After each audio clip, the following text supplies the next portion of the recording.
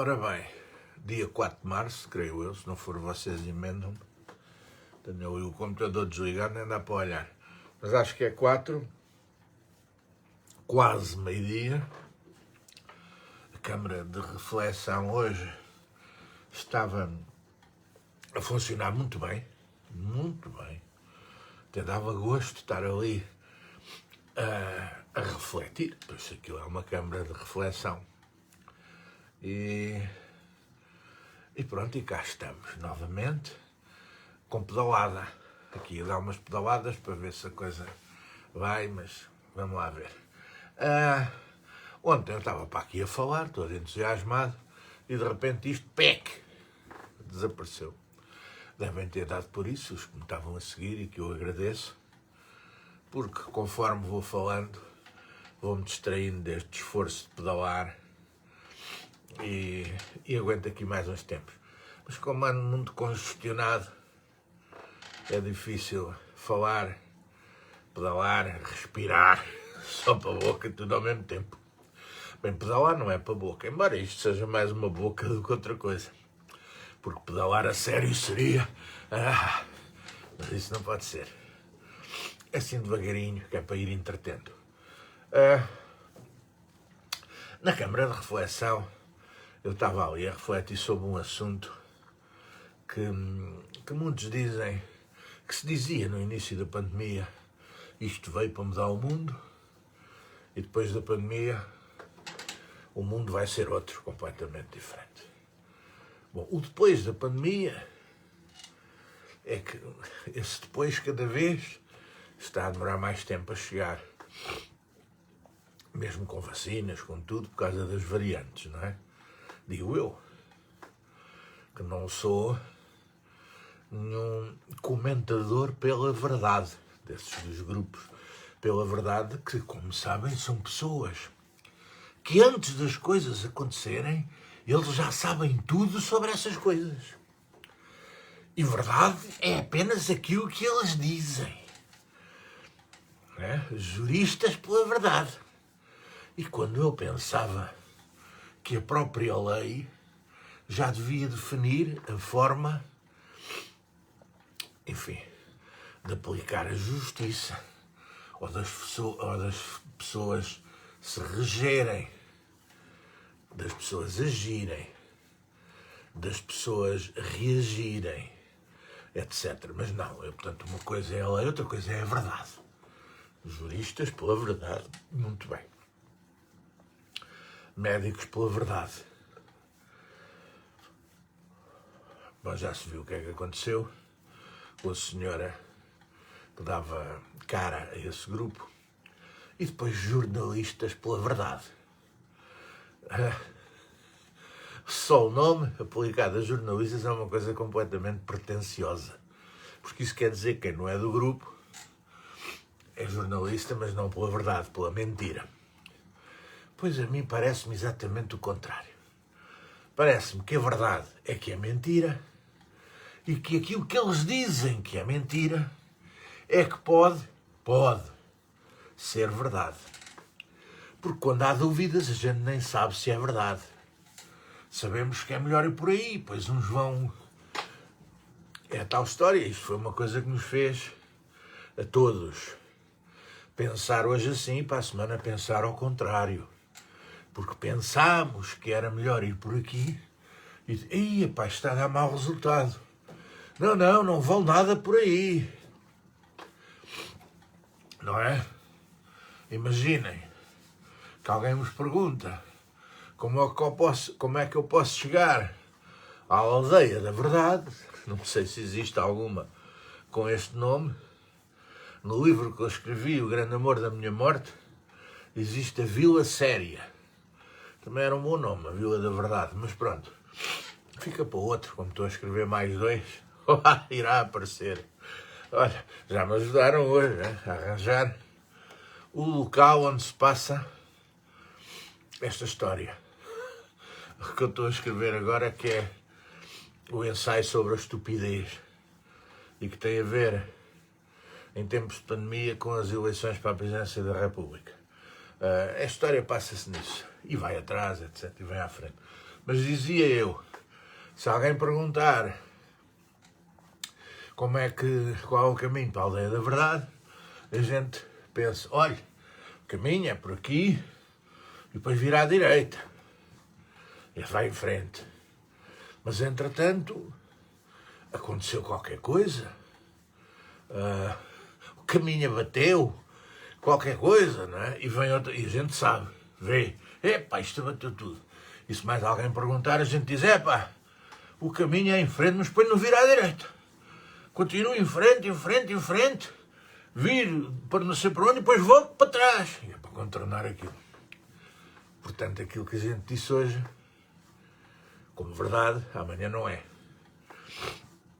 E daí o uso máscara, não uso máscara, e agora uso máscara, e agora, ainda mais recente, possivelmente uso 2 máscaras, por causa das variantes.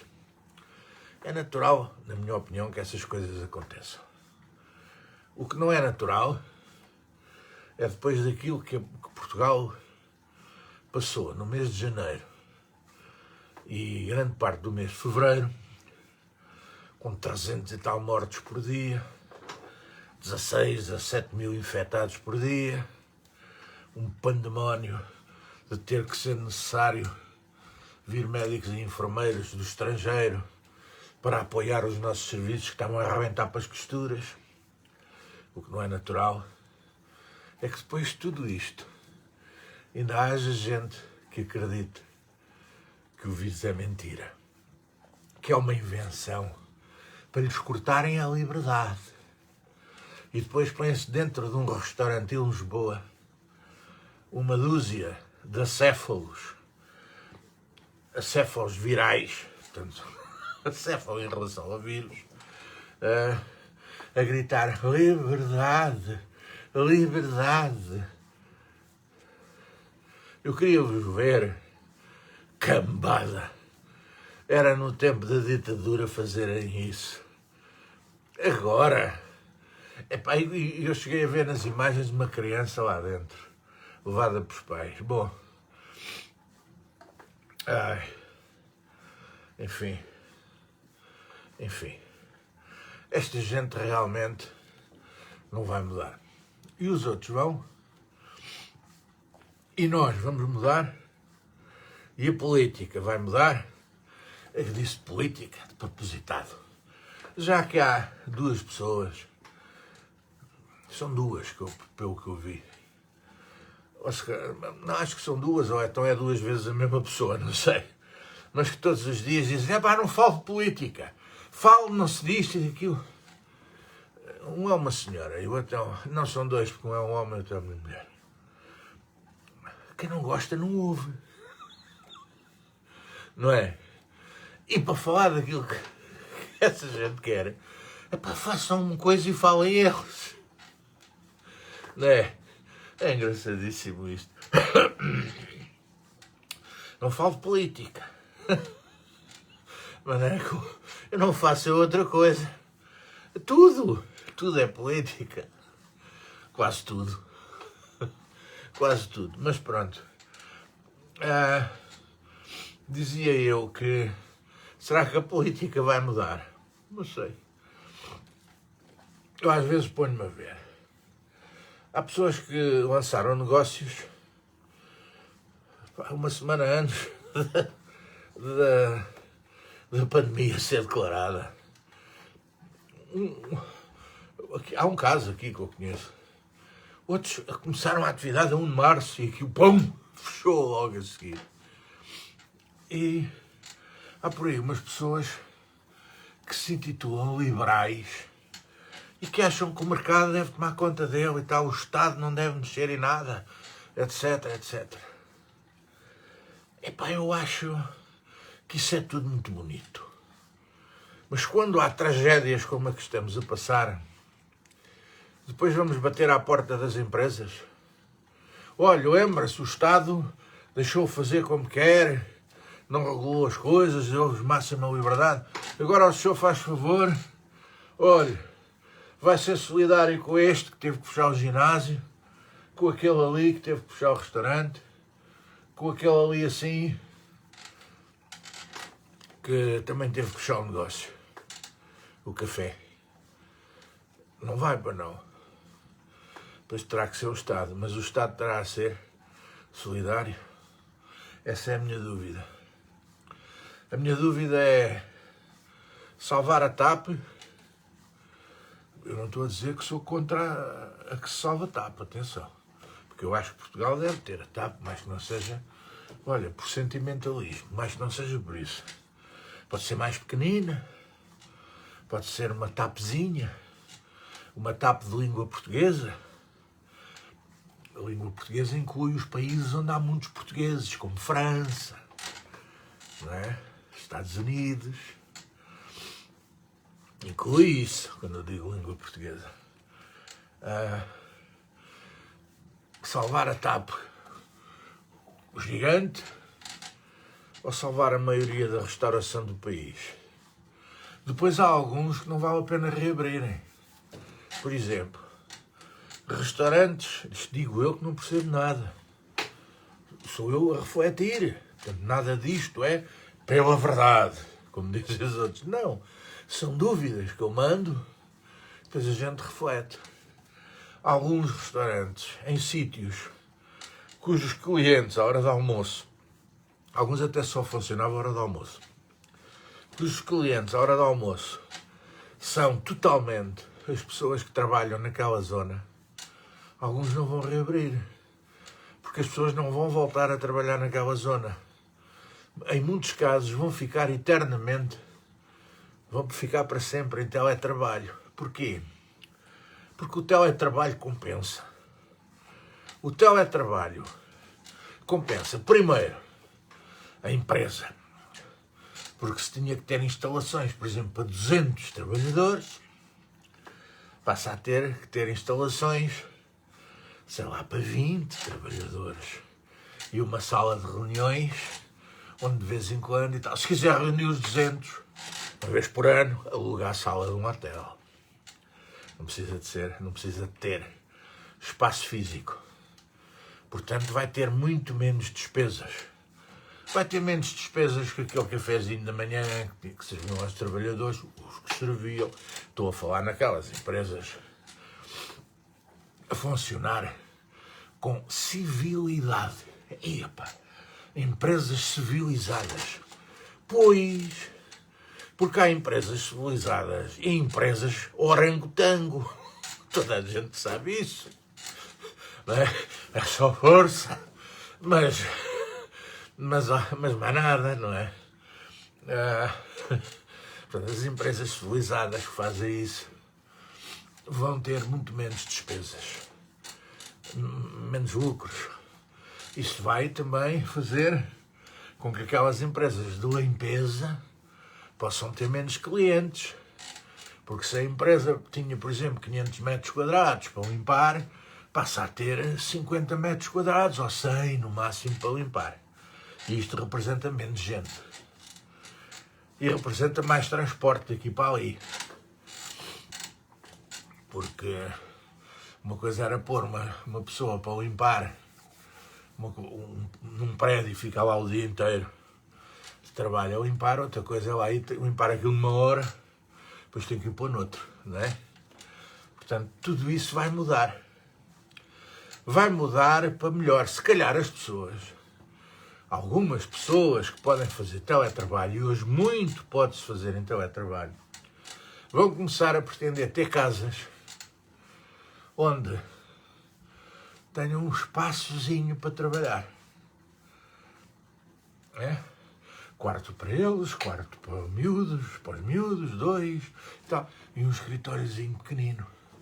Isto se calhar vai começar a ter que entrar na cabeça de quem desenha as casas, um espaço para trabalhar. E casas com 2 espaços para trabalhar. Eu sei de casos onde quer o marido, quer a mulher, estão os 2 em teletrabalho. Portanto, tem que ter 2 espaços. Ou então estão num e o outro é escola. Porquê? Porque também as escolas não vão necessitar ter lá os alunos todos os dias.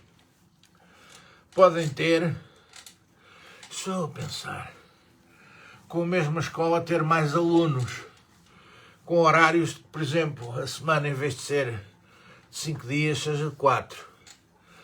Epá, mas isto depois implica organização. Implica que os que têm menos de uma semana, os pais possam tê-los. Ou então implica organização familiar. E isto vai já entroncar numa coisa que pode voltar a juntar e a dar importância ao agregado familiar. Avós a tomar conta. Reformados, avós ou pessoas de família ou vizinhos de inteira confiança, isto podem ir buscar, pôr, etc. Isto vai fazer com que possam existir novas organizações até urbanas. Digo eu qualquer dia vou, já pedi ali ao Moraes, meu amigo Moraes, que é o cangalheiro aqui de São João das Lampas, da funerária de São João das Lampas, já lhe telefonei a dizer, para ver lá se consegues pôr a minha ficha para baixo, sempre, estar a tirar e pôr para cunhas, como no antigo regime, não é? E por enquanto ele tem aguentado, vai pôr na minha ficha para baixo. E eu aqui vou dizendo estes disparates aos meus amigos. Mas nós vamos todos, não sei se sabiam, se já tinham pensado nisso, a malta vai toda. Epá, não podemos querer construir um mundo que a gente veja. Não.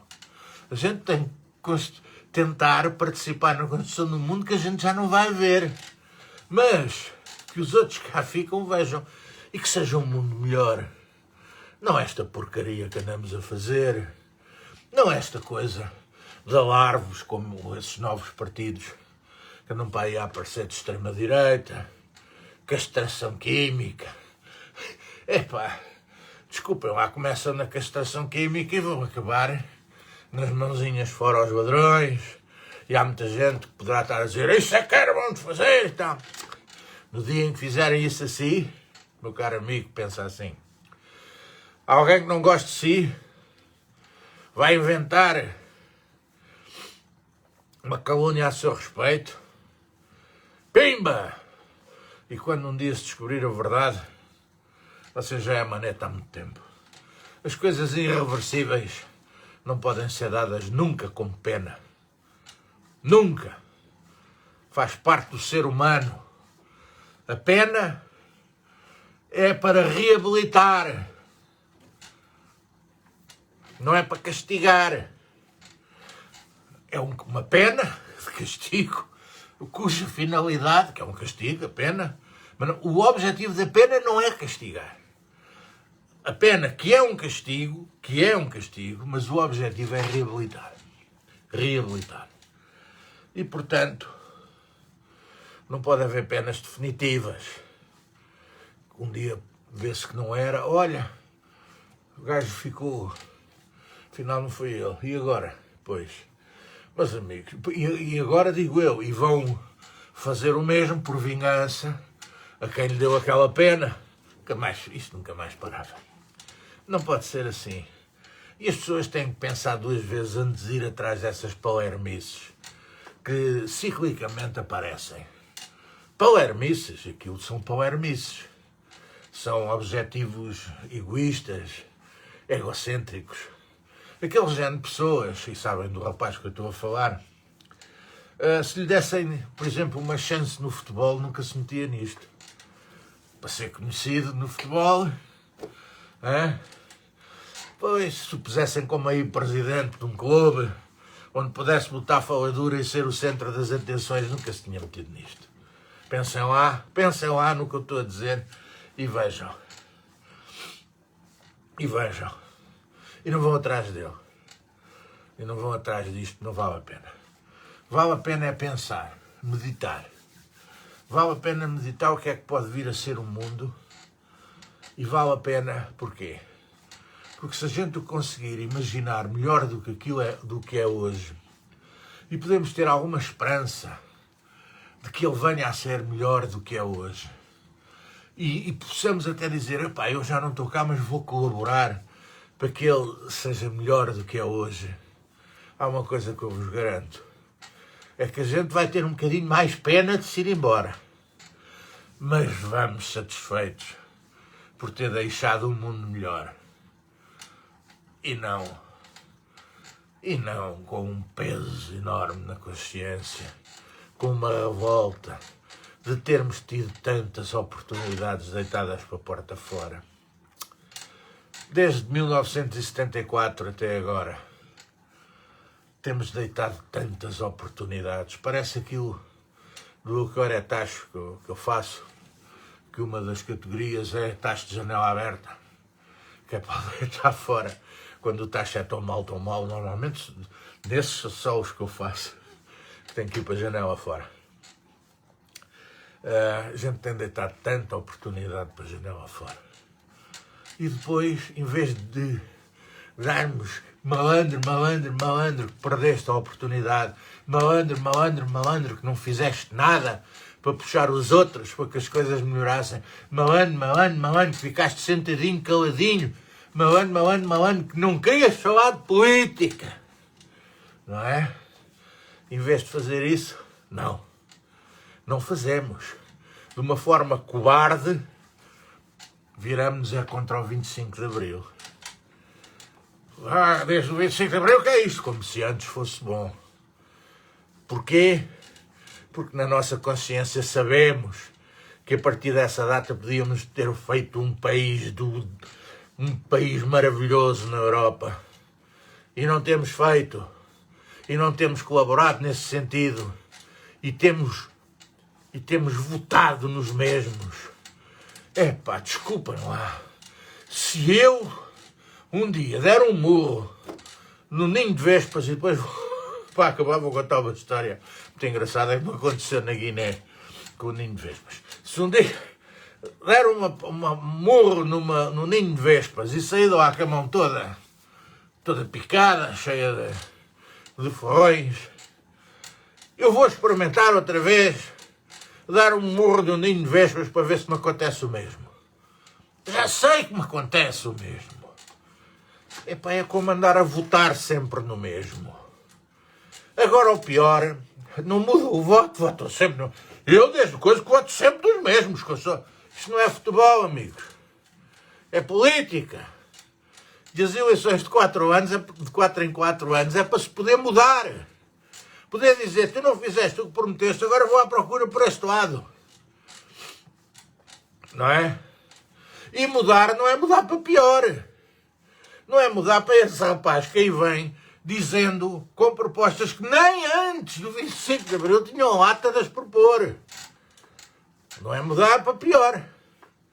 É para cortar-me um dedo. Então eu vou votar no gajo que me corta 3 dedos. Então, onde é que está cá a cabeça pensadora de cada um? Pode ser. Portanto, nas eleições a gente tem que ir mudando. Não dar cada vez mais força a um ou outro. Aqui, o PS e o PSD são um sistema de vasos comunicantes. Querem um exemplo? E comunicam mesmo. Aqui em Sintra, uma senhora que era vereadora do PSD no tempo do professor Seara é agora vereadora pelo PS no tempo de Basílio Horta. A mesma senhora. Vasos comunicantes. Eu quero cá estar em cima, tanto me faz estar num tubo como noutro. Esses são cortiça, são os políticos de cortiça. Aliás, como o próprio doutor Basílio Horta é um político de cortiça. E isto de cortiça não tem nada a ver com a justificação que ele deu para os mais 3 zeros, menos 3 zeros. É um político de cortiça porque está sempre a boiar, está sempre cá em cima. Em 1969, janeiro de 1969, podem-se ver as imagens, aliás, eu já as pus por aí, podem-se ver as imagens dele a tomar posse como membro executivo, da Comissão Executiva, da Comissão Central, tinha assim o nome, da União Nacional, que era o partido do Salazar, União Nacional. Depois veio o Caetano e mudou aquilo para a ANP, mas era ainda da União Nacional, Salazar. Com o discurso de tomada de posse do presidente, Ele era o responsável pelo caroço, creio eu, mas já não tenho a certeza. É ir ver as imagens. Com o discurso do presidente da Comissão, evocando mesmo Salazar. E dizer, enquanto a inteligência daquele homem por aqui andar, e tal, bom. E depois Zac apareceu na Constituinte. Eleito, foi um dos deputados que votou contra a Constituição. Em 1900 e... Ora, as eleições foram em 75 para a Constituinte, em 1976. Aquilo demorou um ano, creio eu. Portanto, votou contra. E depois saiu do CDS e andou e apareceu cá em cima, naquilo dos projetos de interesse nacional. E depois apareceu cá em cima, deputado pela Leiria. E depois para o PS. Já, União Nacional, CDS, PS. Se os políticos cortiça, andam sempre cá em cima. Sempre. E é nesses que não se pode votar. Porque a pessoa não muda se mudar de partido. A pessoa, isso aprendam com o Churchill. O Churchill, você mudou de partido. Disse, não. Eu mudei de partido para eu não mudar. O que é muito diferente. Grande Churchill. Porque os partidos mudam. O PSD do Rui Rio não é o mesmo PSD de outra gente. Aliás, o deste tem estado a ser... Bem, isso eu ontem já falei, não vou voltar a falar. É um dos que para mim também... Esse não é de cortiça, é chumbo. Chumbo da escola, de chumbar. Chumbou. O Rui Rio para mim reprovou, que é para não pensarem noutra coisa. Reprovou. Está reprovado. Mas pronto, quando há eleições, a gente pode ir mudando. E se mudarmos quando pensamos, sempre que pensamos que devemos mudar, se mudarmos, damos espaço a que apareçam novos partidos. Dentro desses novos partidos vão aparecer como esse rapaz de extrema-direita, que eu nunca digo o nome nem dele nem do partido. Mas isso a gente, que diabo, não é preciso a Pfizer, nem a Astra não sei quantas, para fazer uma vacina contra essa praga, esse vírus. Isso é uma vacina que a gente toma lendo, vendo a história, vendo os resultados que aquilo tem dado, a gente consegue perfeitamente fazer a própria vacina. É uma vacina de inteligência. E não há segunda dose. Há segunda, terceira, quarta, quinta. Estamos sempre a dar doses quando estamos a investigar e a ver o que é que essa gente já fez no mundo. Estamos sempre a levar doses. Para não nos deixarmos contagiar por esse tipo de vírus que, curiosamente, na Europa, é nos países onde, por acaso, o outro também está. Neste momento, onde tem mais força é a Itália e em França. Esse o vírus acéfalo, o vírus da cefalia política, enfim, arranjem lá o nome, porque eu comia sair, não vou, porque isto tem que ser uma conversa com urbanidade, vamos dizer assim. E pronto. Disse que ia contar uma história de vespas, é verdade. Em 1989 ou 90, creio que foi em 90. Eu fui em 89 e 90, assim é que é. Fui 2 vezes à Guiné-Bissau fazer espetáculos infantis. E fui a Bafatá, onde não havia um espetáculo desde que a tropa portuguesa se tinha vindo embora. Um cinema enorme, daqueles primeiro balcão, creio eu. Mas tinha sido um cinema. E aquilo foi tudo limpo, etc. Abriram, puseram uma aparelhagem sonora e lá vai a gente fazer o espetáculo. Eu fazia uma figura que era o palhaço Fraldinha e tinha uma cabeleira em lá, com um chapéu de palha, com um passarinho, e a cabeleira era em lá, feita em lá, tipo espantalho.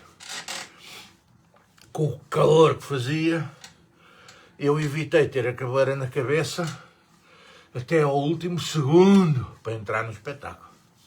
E então tinha o chapéu virado para cima, com a lã assim, para agarrar e pau, meter na cabeça e entrar a correr quando ouvisse uma música que era uma coisa assim, uma música desse género. E assim foi. Depois não ia ver e tal. Quando entrou a música, eu agarrei no chapéu, pum, nem olhei para o chapéu, pum, na cabeça, entro para um lado, a criançada, que eram centenas, a bater palmas, mas saí automaticamente para o outro e tirei o chapéu. Tinha caído um ninho, um pequeno ninho de vespas, coisas parecidas para dentro do chapéu. Eu pulo na cabeça e pulo para baixo para não me cair. É evidente.